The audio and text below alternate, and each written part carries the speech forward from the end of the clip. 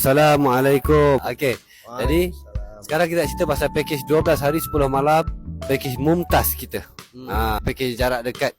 Jadi package ini termasuk dengan flight, hotel, makan 3 kali sehari, ziarah, pengangkutan bas kat sini. Dan apa lagi Ustaz?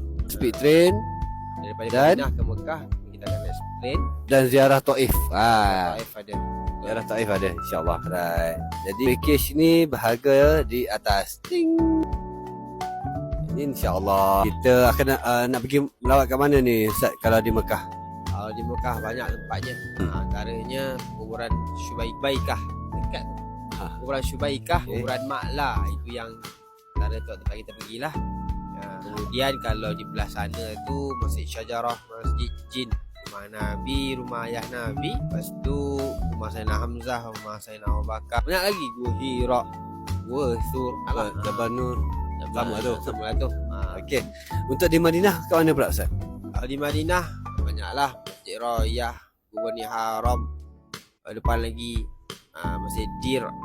Kita akan singgah semua, kita akan singgah. Tapi tengok bergantung pada masa lah. Jadi tempat biasa pergi Uhud, Quba itu dah mesti kita akan pergi. Bani Saidah, Umamah, betul-betul.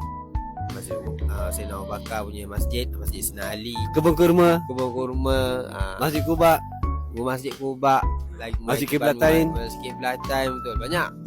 banyak.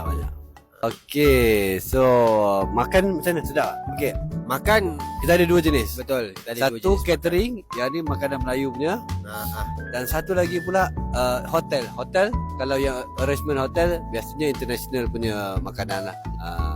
So jangan risau, insya-Allah kita try the Ada best. masuk punya bro, insyaAllah. Okey, terima kasih. Kalau minat boleh WhatsApp kami di bawah. Assalamualaikum.